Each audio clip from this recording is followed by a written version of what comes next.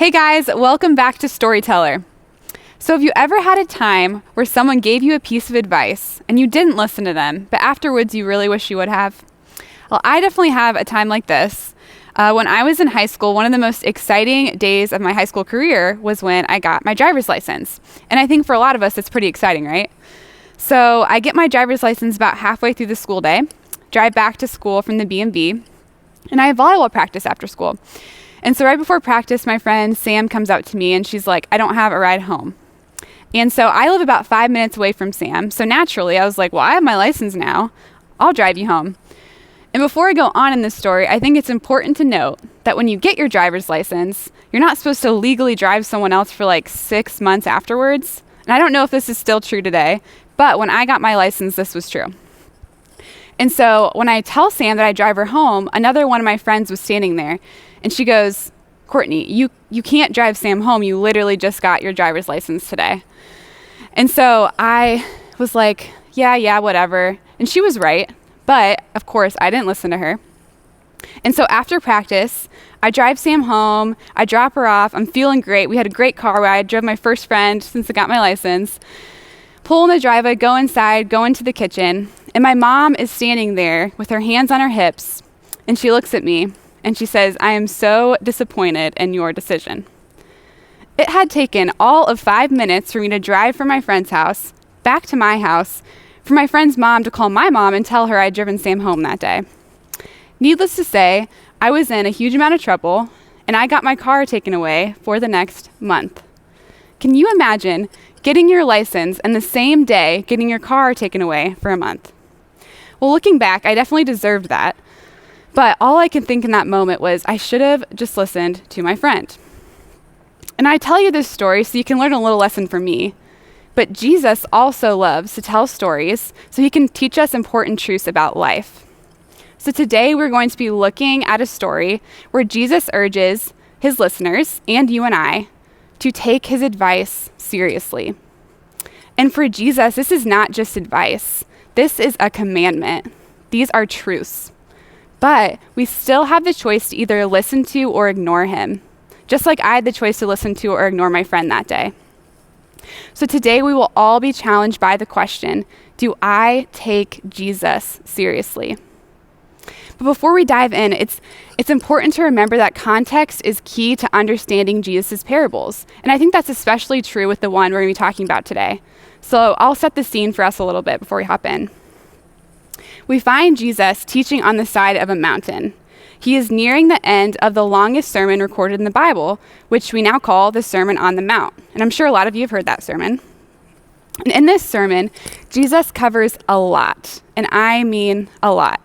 And he does not shy away from any hard truths. He covers a lot of difficult topics. But there's a common theme with these topics, and that is the whole sermon is about how a follower of Christ should live their life. And these are real things and practical things he gives us. He's not just saying, here's what you should believe.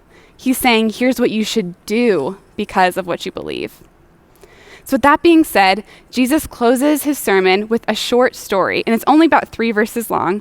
So let's look at it, and I want you to focus in and try to figure out the point Jesus is making at the end of this sermon. It says, everyone then who hears his words and does them will be like a wise man who built his house on the rock. And the rain fell, and the floods came, and the winds blew and beat on that house. But it did not fall, because it had been founded on the rock. And everyone who hears these words of mine and does not do them will be like a foolish man who built his house on the sand.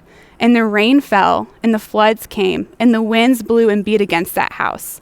And it fell, and great was the fall of it. So this is Matthew 7:24 through 27. So at this point, everyone has heard what Jesus has to say, so no one can use the excuse of, oh, I didn't know that.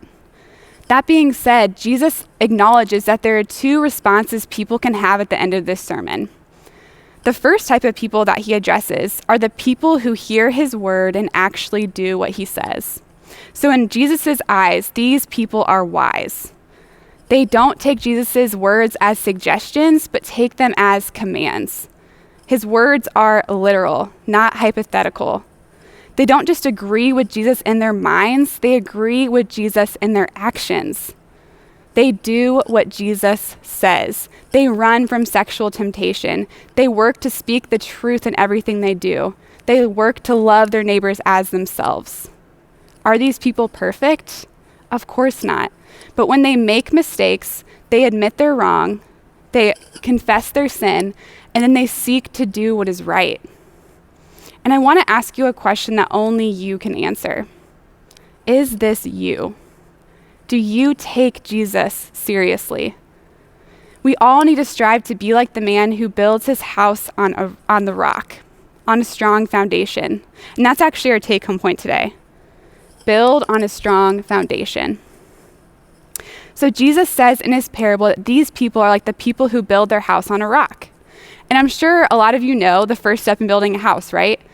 It's not the doors, it's not the windows, it's definitely not the roof, but it's the foundation, right? And why is the foundation so important? Well, without a strong foundation, the rest of the house is doomed. It doesn't matter how big the house is, how fancy it is, how expensive it is. If it does not have a strong foundation, then the rest of the house is doomed to fail. And it might not fail right away, but it will happen eventually. So this actually reminds me of a story I heard of a woman over in the UK whose house was built on the side of a cliff. And I am no architect, but having a house built on the edge of a cliff sounds like a terrible idea, right? So without having to be said, this house ended up collapsing over time because this cliff started to collapse. And I actually have a picture of it over here. It's pretty sad. So this woman watches her house just crumble to the ground over time. So if the foundation is shaky, then the house is doomed. Do you know our lives are a lot like houses? That's what Jesus is trying to teach us through this parable. He's saying everyone who hears what he has to say has to build the foundation of their life on him. Jesus makes it clear that this is the way to true life, and having Jesus as your foundation is the way to prevent your life from crumbling in the future, just like that house collapsed on the cliff. But there is another group of people Jesus acknowledges in this story. It's important to remember that everyone has a foundation for their life, whether that foundation is good or bad.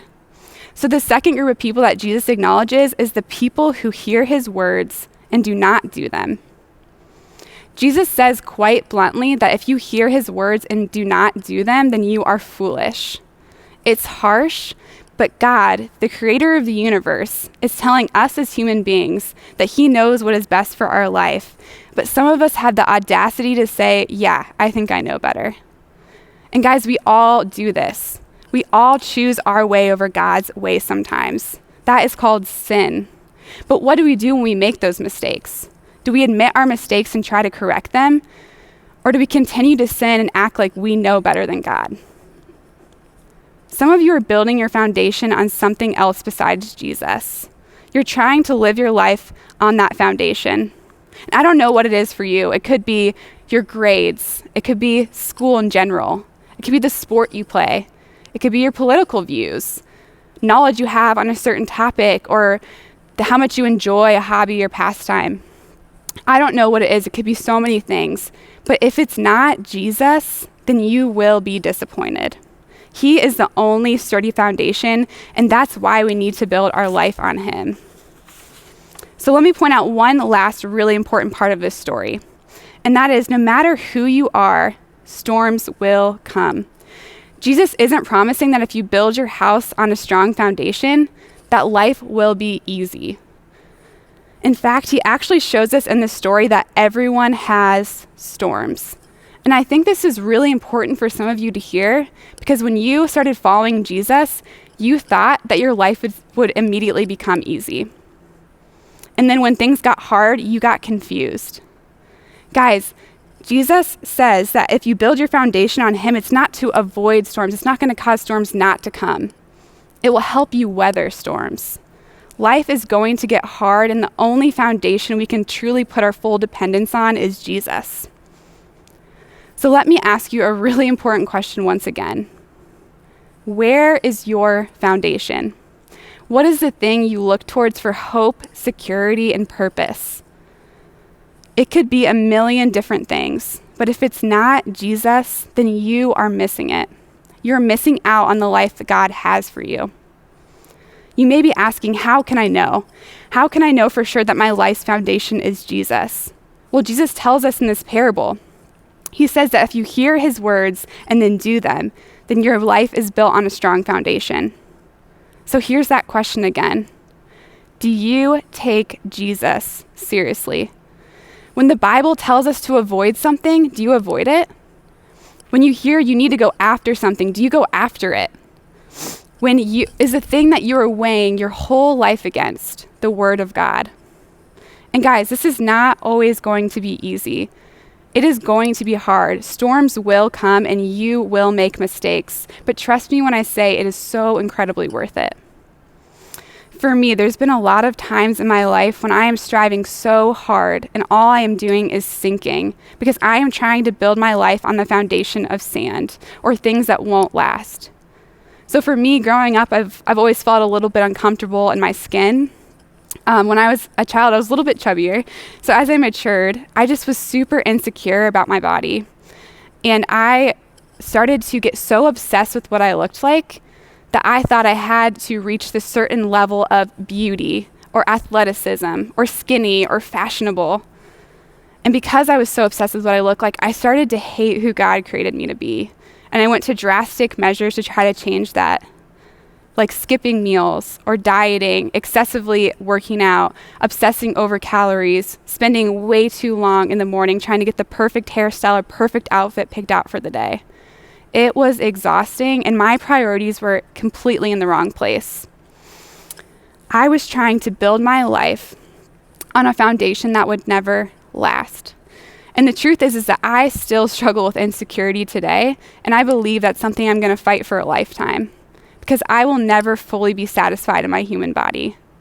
One, because since I am human, my body is imperfect and broken. And two, I can never be fully satisfied in anything but Jesus.